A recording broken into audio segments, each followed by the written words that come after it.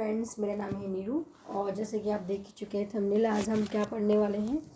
MCQ questions लिए friends, क्योंकि इससे पहले भी कुछ क्वेश्चंस करा चुकी हूँ और मैं आपको बता चुकी थी कहीं भी मुझे इम्पोर्टेंट क्वेश्चंस जो मिलेंगे वो मैं आपके साथ शेयर जरूर करूँगी। तो ये 2014 का क्वेश्चन पेपर मेरे पास पड़ा हुआ है, उसमें से मैंने कुछ क्वेश्चंस लिखे हैं जो ज़्यादातर एग्जाम में पूछे जाते हैं। ठीक है, ये DSSB का 2014 का है, ये ध्यान रखना। अगर आपको ये पेपर चाहिए तो प्लीज़ मुझे टेलीग्राम पे ज्वाइन कीजिए और वहाँ पे आप मैसेज कर सकते हो। ओके, ये है 2014 का क्वेश्चन पेपर है, अगर ये मेरे पास रखा हुआ है। और 2021 में भी जो पेपर हुआ था वो भी मेरे पास है, अगर आपको वो चाहिए तो उसके लिए भी आपको मैसेज करना होगा। ओके, चलिए स्टार्ट करते हैं। टेलीग्राम पे आप कर सकते हो मैसेज, क्योंकि आप ग्रुप में ज्वाइन होने के बाद पर्सनल मैसेज भी डाल सकते हो आप लोग। ठीक है, फर्स्ट स्टार्ट करती हूँ मैं।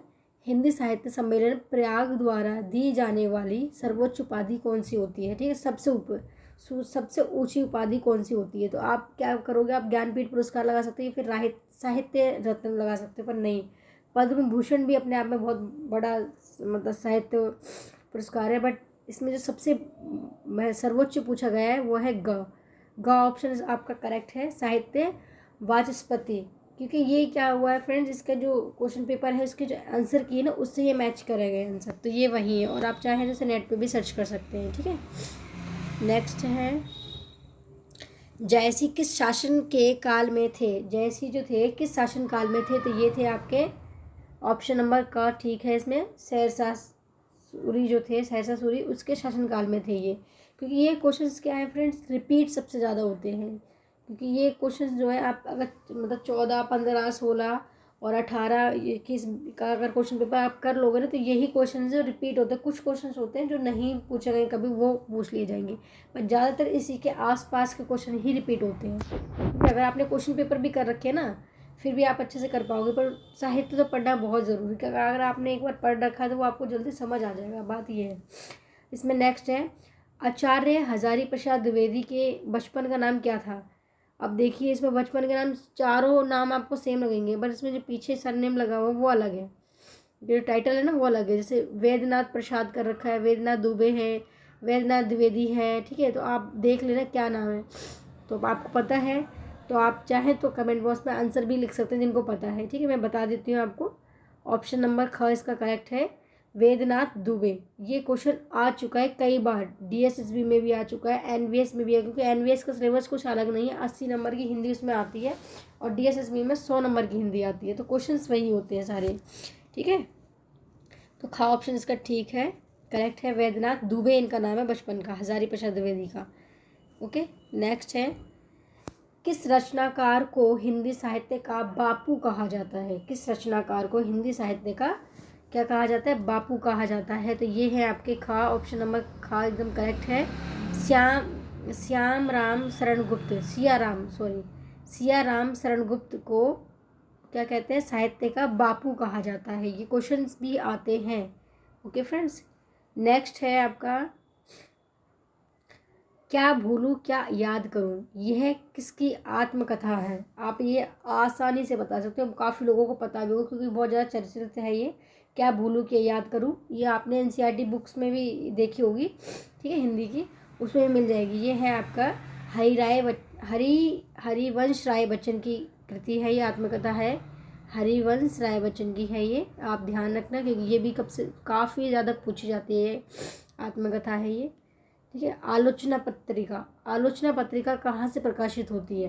तो आलोचना पत्रिका कहाँ से प्रकाशित होती है? ये होती है आपकी दिल्ली से होती है। कहाँ से होती है? दिल्ली से। ठीक है, नेक्स्ट है, महाप्राण विशेषण किस कवि को प्रदान किया जाता है?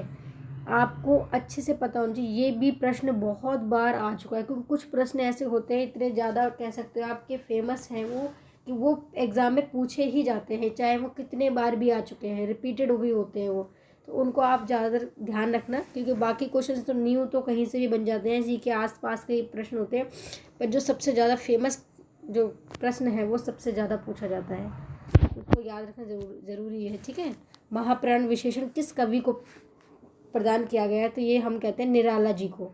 इसको कहते हैं महाप्राण निराला जी को। क्यों कहते हैं कि अल्प प्राण और महाप्राण ध्वनि का प्रयोग निराला जी अपनी कृतियों में सबसे ज़्यादा करते हैं, इसीलिए इन्हें महाप्राण कवि कहते हैं। ठीक है, ये साइड में लिखा हुआ है।